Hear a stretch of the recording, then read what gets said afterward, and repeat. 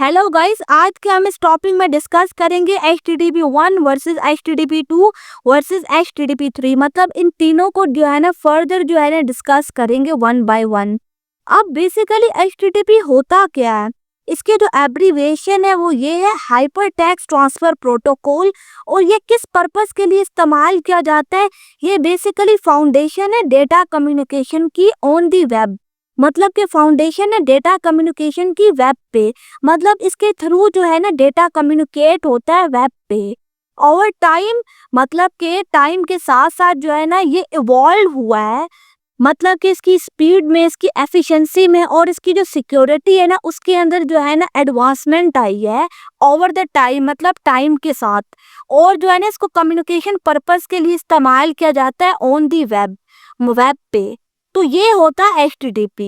अब further mode one जो है ना इन तमाम को डिस्कस करते हैं। अब जो HTTP 1 है, जिसको आप HTTP 1.1 भी आप कह सकते हो, ये जो है ना 1997 में जो है ना मतलब इसको बनाया गया है। और क्या है, ये जो है ना मॉडर्न वेब की जो है ना बिगिनिंग थी। अब ये किस तरीके से वर्कआउट करता है, मतलब कि जो HTTP 1 है ना वो ना TCP कनेक्शंस का इस्तेमाल करता है। लेकिन यहाँ पे क्या होता है, जो हर रिक्वेस्ट होती है ना वो रिक्वायर करती है न्यू कनेक्शन। मतलब जब भी आप रिक्वेस्ट भेजोगे तो उसके लिए क्या होगा, उसके लिए एक न्यू कनेक्शन जो होगी ना वो रिक्वायर्ड होगी। हम फर्दर डिस्कस करेंगे कि इससे क्या होता है। अगर आप जो है ना न्यू कनेक्शन आपको बार बार चाहिए तो उससे क्या होता है, कितना ओवरहेड क्रिएट होता है, वो हम फर्दर मोर डिस्कस करेंगे। लेकिन बाद में क्या किया गया कि इसके अंदर जो है ना इंट्रोड्यूस किया गया परसिस्टेंट कनेक्शन को। मतलब कि परसिस्टेंट कनेक्शन का मतलब ये होता है कि वो अलाइव रहता है, मतलब इट्स कीप अलाइव, ताकि जो है ना सेम जो है ना TCP कनेक्शन को मल्टीपल रिक्वेस्ट के साथ जो है ना रीयूज कर सके। मतलब परसिस्टेंट कनेक्शन ये होता है कि वो अलाइव रहता है ताकि जो है ना सेम TCP कनेक्शन को मल्टीपल रिक्वेस्ट के साथ रीयूज कर सके। मतलब पहले तो ये होता था ना कि वो TCP कनेक्शन का इस्तेमाल करता था और हर जो होती थी ना रिक्वेस्ट वो न्यू कनेक्शन रिक्वायर करती थी। लेकिन अब क्या होता है, अब ये होता है कि इसके अंदर परसिस्टेंट जो होती है ना कनेक्शन उसको इंट्रोड्यूस किया गया। तो उससे क्या होगा, उससे ना आप सेम TCP कनेक्शन को मल्टीपल रिक्वेस्ट के साथ जो है ना रीयूज कर पाते थे। अब इसकी डाउन साइड क्या है, मतलब कि क्या होता है कि जो रिक्वेस्ट होती है वो ना सीक्वेंशियली हैंडल होती है। मतलब वन बाय वन सीक्वेंस के साथ, पहले एक होगी फिर जब तक वो पूरी तरीके से नहीं होगी तो दूसरी नहीं हो सकती। तो उससे क्या होता है, उससे ना हेड ऑफ लाइन ब्लॉकिंग होती है। हेड ऑफ लाइन ब्लॉकिंग का मतलब ये होता है कि क्या होता है, एक स्लो रिक्वेस्ट जो होती है ना वो दूसरों को भी जो है ना डिले करवाती है। मतलब आप खुद देखो ना, एक जो होती है रिक्वेस्ट अगर स्लो होगी तो उससे क्या होगा, बाकी भी जो होगी ना रिक्वेस्ट उनको जो है ना डिले का सामना करना पड़ेगा। तो उससे क्या होता है, हेड ऑफ लाइन ब्लॉकिंग होती है। हेड ऑफ लाइन ब्लॉकिंग का मतलब ये है कि एक अगर जो होगी ना डिले हो जाएगी तो उससे बाकी पे भी जो है ना असर पड़ेगा, वो भी डिले हो जाएंगी। तो ये इसकी ना डाउन जो है ना साइड है। अब इसके लिमिटेशंस क्या है, मतलब कि जो मल्टीपल TCP कनेक्शंस होती है ना उससे ओवरहेड क्रिएट हो जाता है। मतलब मैंने आपके साथ पहले भी डिस्कस किया कि हर रिक्वेस्ट जो होती है ना वो रिक्वायर करती है न्यू कनेक्शन को। अगर न्यू कनेक्शन क्रिएट होगी तो उससे क्या होगा, उससे ओवरहेड भी क्रिएट हो जाएगा। तो इससे क्या होता है, इससे प्रॉब्लम क्रिएट हो जाती है जिसको कहा जाता है ओवरहेड। अब नो मल्टीप्लेक्सिंग मतलब इसका क्या है, इससे क्या होता है, जो रिक्वेस्ट होती है ना वो प्रोसेस होती है वन आफ्टर अनदर, मतलब सीक्वेंशियली होगी, एक होगी फिर दूसरी होगी। तो मल्टीप्लेक्सिंग नहीं है, इसका मतलब ये कि मल्टीपल जो होती है ना रिक्वेस्ट वो एकदम जो है ना हैंडल नहीं होती, वो सीक्वेंशियली जो होती है हैंडल होती है। तो इससे क्या होता है कि मतलब टाइम ज़्यादा लगता है, डिले आ जाता है, ये कहलाता है नो मल्टीप्लेक्सिंग। अब इसका जो थर्ड पॉइंट है वो ये कि हेडर जो है ना वो रेपिटेडली जो होता है ना सेंड होता है। उससे क्या होता है, उससे ना इनएफिशिएंसी क्रिएट हो जाएगी। आपको देखो ना, हर रिक्वेस्ट के साथ जो है ना हेडर सेंड किया जा रहा है, तो उससे क्या है, उससे ना इनएफिशिएंसी कॉज होती है। तो ये जो है ना इसकी कुछ लिमिटेशंस हैं। अब HTTP 2 क्या है, इसको जो है ना 2015 में बनाया गया। इससे क्या, इससे ना ह्यूज स्पीड बूस्ट आ गया, मतलब इससे स्पीड बढ़ी थी। पिछले वाले की तो स्पीड कम थी, डिलेज जो है बहुत ज़्यादा आते थे, सीक्वेंशियली काम होता था, लिमिटेशंस थी, इनएफिशिएंट था। तो HTTP 2 जो है ना बनाने का मकसद यही था कि इसकी जो है ना मतलब स्पीड, एफिशिएंसी, इनको ना बूस्ट किया जा सके और सिक्योरिटी को भी। तो इसके अंदर जो है ना क्या की इम्प्रूवमेंट्स की गई। अब मल्टीप्लेक्सिंग क्या होती है, मतलब कि यहाँ पे कहा जा रहा है कि जो मल्टीपल रिक्वेस्ट है ना वो ना आप सेंड कर सकते हो सिंगल TCP कनेक्शन पे। इससे क्या होता है, इससे ना ब्लॉकिंग इश्यूज जो होते हैं ना वो एलिमिनेट हो जाते हैं। मतलब आप खुद देखो ना, मल्टीपल रिक्वेस्ट जो होती है वो आप जो है ना आप भेज सकते हो सिंगल TCP कनेक्शन पे। तो इससे क्या होता है, हर रिक्वेस्ट चली जाएगी ना, मतलब पहले तो सिंगल थी लेकिन यहाँ पे आप मल्टीपल रिक्वेस्ट भेज सकते हो। तो इससे क्या होता है, इससे ना ब्लॉकिंग जो होते हैं ना इश्यूज वो एलिमिनेट हो जाते हैं। मतलब कोई भी रिक्वेस्ट ब्लॉक नहीं होगी, तमाम जो होगी ना रिक्वेस्ट वो जा पाएंगी, मतलब मल्टीपल रिक्वेस्ट जा पाएंगी। तो ये होती है मल्टीप्लेक्सिंग। अब जो इसका सेकंड पॉइंट है वो हेडर कंप्रेशन। ये क्या होते हैं, यहाँ पे ना रिड्यूस किया गया रिडंडेंट हेडर।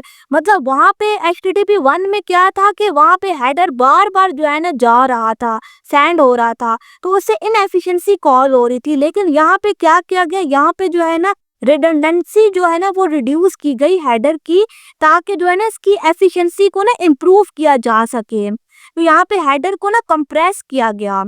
तो ये होती है हेडर कंप्रेशन। अब जो इसका थर्ड पॉइंट है वो है बाइनरी प्रोटोकॉल। मतलब कि क्या होता है, यहाँ पे ना बाइनरीज यूज की जाती है instead of text based format. मतलब कि टेक्स्ट बेस्ड फॉर्मेट को यहाँ पे अवॉइड किया गया और बाइनरी का इस्तेमाल किया गया। उसका रिजल्ट क्या हुआ, उससे क्या हुआ कि फास्टर पार्सिंग जो है ना वो पॉसिबल हो पाई, जो है ना बाइनरी यूज करने की वजह से। टेक्स्ट फॉर्मेट जो है ना उसको जो है ना अवॉइड किया गया, इस ये कहलाता है बाइनरी प्रोटोकॉल। अब जो इसका फोर्थ पॉइंट है वो सर्वर पुश। मतलब यहाँ पे क्या किया गया, यहाँ पे ना सर्वर को अलाउ किया गया कि वो जो है ना रिसोर्स को सेंड करे, मतलब खुद ही से, बिफोर द क्लाइंट रिक्वेस्ट है। मतलब कि क्लाइंट के रिक्वेस्ट करने से पहले ही सर्वर को जो है ना अलाउ किया गया कि वो रिसोर्स को जो है ना सेंड कर सके। इसको कहा जा रहा है सर्वर पुश। मतलब सर्वर पुश कर रहा है क्लाइंट के रिक्वेस्ट करने से पहले ही रिसोर्स को। अब इसकी लिमिटेशंस क्या है, मतलब कि ये क्या है ना, ये स्टिल रिलाई कर रहा है TCP पे।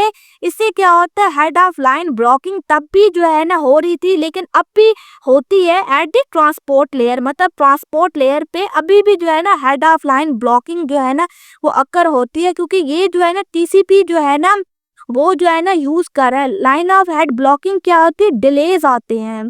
मतलब कि सीक्वेंशियली चीजें हो रही हैं तो उससे क्या होता है, डिले आ जाता है। अगर एक रिक्वेस्ट जो है ना वो डिले कर रही है तो उससे क्या होगा, बाकियों पे भी जो है ना असर पड़ेगा। तो ये कहलाता है head of line blocking at the transport layer पे। अब इन तमाम चीज़ों को मद्देनजर रखते हुए HTTP 3 को 2022 में जो है ना बनाया गया। ये जो है ना ये बहुत ज़्यादा फास्ट है, तो उसके अंदर ना बहुत ज़्यादा बिग चेंजेस किए गए। सबसे पहला चेंज तो ये किया गया कि यहाँ पे QUIC का इस्तेमाल किया गया इंस्टेड ऑफ TCP। मतलब TCP को जो है ना नहीं इस्तेमाल किया गया, यहाँ पे QUIC का इस्तेमाल किया गया। अब जो QUIC है ना वो ना UDP बेस्ड जो है ना ट्रांसपोर्ट प्रोटोकॉल है, जिसकी जो है ना बिल्ट इन सिक्योरिटी होती है और रिलायबिलिटी होती है। UDP बेस्ड ट्रांसपोर्ट प्रोटोकॉल है, मतलब कि इसके अंदर जो होती है ना इसकी अपनी सिक्योरिटी है और रिलायबल है। अब इसके की एडवांटेज क्या है, मतलब सबसे पहला तो की एडवांटेज ये है कि ये आपको जो है ना फास्टर कनेक्शन प्रोवाइड करता है। जो QUIC है ना वो रिड्यूस करता है हैंड शेक टाइम। अब हैंड शेक टाइम क्या होता है, 1 full round trip time to complete. मतलब कि एक पूरा राउंड लेगा, उससे क्या होता है डिलेज आ जाते हैं। लेकिन यहाँ पे ये नहीं होता, यहाँ पे जो है ना QUIC जो होता है ना रिड्यूस कर लेता है हैंड शेक टाइम। उससे क्या होता है, जो कनेक्शंस होते हैं ना वो इंस्टेंट हो जाते हैं। मैंने आपसे पहले भी डिस्कस किया, जो HTTP 1 था या 2 था उसमें क्या थे, उसमें डिलेज बहुत ज़्यादा थे, क्योंकि वहाँ पे जो है ना हैंड शेक टाइम बहुत ज़्यादा था। मतलब अगर एक जो होगी ना रिक्वेस्ट पूरी तरीके से नहीं होगी तो उससे क्या होगा, फर्दर जो होगी ना रिक्वेस्ट उन पे भी जो है ना असर पड़ेगा, वहाँ पे भी डिलेस आएंगे, क्योंकि वहाँ पे सीक्वेंशियल अप्रोच थी। सीक्वेंशियल अप्रोच का मतलब ये होता है कि जब तक जो है ना एक राउंड कंप्लीट नहीं हो जाता अगली रिक्वेस्ट नहीं जाएगी। लेकिन यहाँ पे ये केस नहीं है, यहाँ पे जो है ना हैंड शेक टाइम को रिड्यूस किया गया। अब जो उसका सेकंड पॉइंट है वो है no head of line blocking. No head of line blocking का मतलब ये है कि जो QUIC है ना वो स्ट्रीम बेस है, मतलब कि अगर जो है ना पैकेट जो है ना लॉस्ट हो भी जाते हैं तो उससे क्या, उससे फर्दर वो डिलेस कॉज नहीं होते। मतलब कि पैकेट के लॉस हो जाने की वजह से फर्दर मोर जो होते हैं ना डिलेस कॉज नहीं होते। मतलब जो TCP होता है ना उसमें क्या होता है, सेंडर और रिसीवर जो होते हैं ना वो एक्नॉलेज जब तक नहीं कर लेते ना तब तक जो होता है ना फर्दर प्रोसीडिंग नहीं होती। लेकिन अगर यहाँ पे पैकेट लॉस्ट हो भी गया तब भी जो है ना फर्दर डिलेस कॉज नहीं होंगे। इसको कहा जा रहा है no head of line blocking. मैंने आपसे पहले भी डिस्कस किया, इसकी जो सिक्योरिटी है ना वो बिल्ट इन है, मतलब इसके अंदर ना TLS 1.3 का इस्तेमाल किया गया है, क्योंकि इंक्रिप्शन आपको पता है ये मैंडेटरी होती है। उससे क्या होता है, सिक्योरिटी जो होती है ना वो इम्प्रूव हो जाती है और स्पीड भी। अब QUIC बेटर क्यों है TCP से? अब जो TCP है ना उसके अंदर ना मल्टीपल हैंड शेक जो होते हैं ना वो रिक्वायर होते हैं to establish a secure connection. मतलब सिक्योर कनेक्शन के लिए ना हैंड शेक रिक्वायर होते हैं मल्टीपल, मतलब कि एक्नॉलेज होता है सेंडर और रिसीवर दोनों का, तभी जो है ना फर्दर प्रोसीडिंग होती है। लेकिन जो QUIC है ना उसके अंदर ना वन स्टेप में ही सारा काम हो जाता है, उसके अंदर कोई एक्नॉलेजमेंट नहीं होती। TCP के अंदर ना हैंड शेक यूज होता है, मतलब ये कि जो TCP होता है ना उसको जो है ना स्टैब्लिश होने के लिए ना हैंड शेक की ज़रूरत पड़ती है ताकि जो है ना वो सिक्योर कनेक्शन बिल्ड कर सके। लेकिन जो QUIC होता है ना वो वन स्टेप होता है, यहाँ पे एक्नॉलेज करने की ज़रूरत नहीं पड़ती। आप खुद देखो ना हैंड शेक का मतलब क्या होता है, उसके अंदर दो लोग जो होते हैं ना ज़रूरी होते हैं, मतलब सेंडर और रिसीवर आप ऐसे समझ लो। तो TCP जो होता है ना वो एक्नॉलेज करता है सेंडर की तरफ से और रिसीवर दोनों की तरफ से ताकि सिक्योर कनेक्शन स्टैब्लिश हो सके। लेकिन QUIC में ये नहीं होता, वहाँ पे वन स्टेप में ही काम हो जाता है। अब जो QUIC है ना वो ना पैकेट लॉस को जो है ना अच्छे तरीके से हैंडल कर सकता है। उसकी वजह से क्या होता है, उससे ना डिलेज जो होते हैं ना वो रिड्यूस हो जाते हैं इन अनस्टेबल नेटवर्क। मतलब जिस तरीके से मोबाइल नेटवर्क्स हो गए तो वहाँ पे जो अनस्टेबल नेटवर्क्स के डिलेज होते हैं ना वो रिड्यूस हो जाते हैं, मतलब ये पैकेट लॉस को अच्छे से हैंडल कर पाते हैं। यहाँ पे एग्जांपल भी दी गई है, मतलब ये क्लाइंट है और ये इंटरनेट कनेक्शन के थ्रू जो है ना रिक्वेस्ट भेज रहा है। यहाँ पे TCP कनेक्शन का इस्तेमाल किया गया है और ये सर्वर से जो है ना अपना डेटा या रिक्वेस्ट जो है ना यहाँ से यहाँ पे भेजेगा और वो प्रोसेस करके फिर क्लाइंट तक भेजेगा। और यहाँ पे जो QUIC है ना यहाँ पे भी क्लाइंट रिक्वेस्ट कर रहा है इंटरनेट के थ्रू और यहाँ पे UDP कनेक्शन का इस्तेमाल किया गया है और जो है ना यहाँ पे QUIC सर्वर है। तो ये होते हैं दोनों के, यहाँ पे आपको सीक्वेंशियली जो है ना डेटा दिख रहा है और यहाँ पे है, यहाँ पे जो है ना सीक्वेंशियली नहीं है। यहाँ पे जो है ना अगर पैकेट लॉस भी हो जाता है तो वो जो है ना इसको अच्छे से हैंडल कर पाता है। और ये जो होते हैं ना बहुत ज़्यादा वहाँ पे काम आता है जहाँ पे अनस्टेबल नेटवर्क को जो UDP है। अब इनके की डिफरेंसेस क्या है HTTP 1 के, HTTP 2 और HTTP 3 के। अब सबसे पहले फीचर्स की बात करें तो HTTP 1.1 जो है ना वो 1997 में जो है ना इसको बनाया गया और जो है ना HTTP जो 2 है ना उसको जो है ना 2015 में बनाया गया और HTTP 3 को 2022 में बनाया गया। अगर हम कनेक्शन टाइप की बात करें तो जो HTTP 1 है ना वो मल्टीपल TCP कनेक्शन रिक्वायर करता है जो कि बहुत ज़्यादा स्लो है। लेकिन जो HTTP 2 है ना वो सिंगल TCP कनेक्शन जो है ना वो यूज़ करता है विद मल्टीप्लेक्सिंग, मतलब कि मल्टीपल रिक्वेस्ट को हैंडल कर पाता है सिंगल TCP कनेक्शन। और जो है ना HTTP 3 जो है ना वो ना QUIC यूज़ करता है इंस्टेड ऑफ TCP, क्योंकि बहुत ज़्यादा फास्टर है और बहुत ज़्यादा रिलायबल है। अगर हम मल्टीप्लेक्सिंग की बात करें तो वो HTTP 1.1 में तो बिल्कुल भी नहीं थी, फिर HTTP 2 में थोड़ी सी आई, फिर HTTP 3 में तो बहुत ज़्यादा आ गई थी। अगर हम हेड ऑफ लाइन ब्लॉकिंग की बात करें तो यस HTTP 1.1 में वो थी, मतलब स्लो रिक्वेस्ट थी, स्लो रिक्वेस्ट की वजह से ब्लॉक हो जाती थी। मतलब एक रिक्वेस्ट होगी तभी तो दूसरी पॉसिबल होगी, तो उससे क्या होता था, उससे ब्लॉक हो जाती थी। इसको कहा जाता है हेड ऑफ लाइन ब्लॉकिंग। लेकिन HTTP 2 में इसको रिड्यूस किया गया। लेकिन क्या है, HTTP 3 में तो उसको फुली रिमूव कर दिया गया, क्योंकि यहाँ पे UDP का इस्तेमाल किया गया। अगर हम कंप्रेशन की बात करें तो HTTP 1.1 में नन था, मतलब कि जो हेडर था वो बार बार जाता था, रिडंडेंसी थी उसके अंदर, बार बार जो है ना रिक्वेस्ट के साथ सेंड होता था हेडर।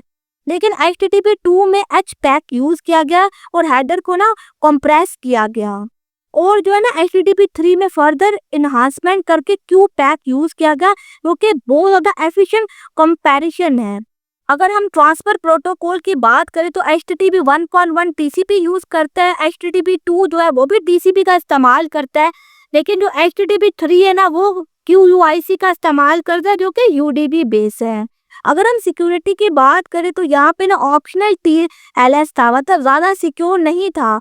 लेकिन जो HTTP 2 है ना वहाँ पे मैंडेटरी TLS का इस्तेमाल किया गया, मतलब सिक्योर किया गया उसको थोड़े लेवल पे। और जो है ना HTTP 3 उसके अंदर बिल्ट इन सिक्योरिटी होती है, मैंने आपसे डिस्कस किया हुआ है 1.3 TLS। अगर हम परफॉर्मेंस की बात करें तो जो HTTP 1.1 है ना वो बहुत स्लो है, उसके अंदर लेटेंसी बहुत ज़्यादा है। लेकिन जो HTTP 2 है ना उसके अंदर थोड़ी एडवांसमेंट करके उसको जो है ना फास्टर बनाया गया, उसको मल्टीप्लेक्सिंग की गई उसकी, तो फास्टर हो गया। अगर हम HTTP 3 की बात करें तो ये बहुत ज़्यादा फास्ट है, इसकी लेटेंसी बहुत ज़्यादा कम है और इसके पैकेट लॉस जो है ना वो भी बहुत ज़्यादा लो है। तो ये थे डिफरेंसेस HTTP 1, HTTP 2 और 3 के। मैंने आपके साथ वन बाय वन इन तमाम के डिफरेंसेस जो है ना डिस्कस किए। उम्मीद है कि आपको ये लेक्चर पसंद आया होगा। Thank you.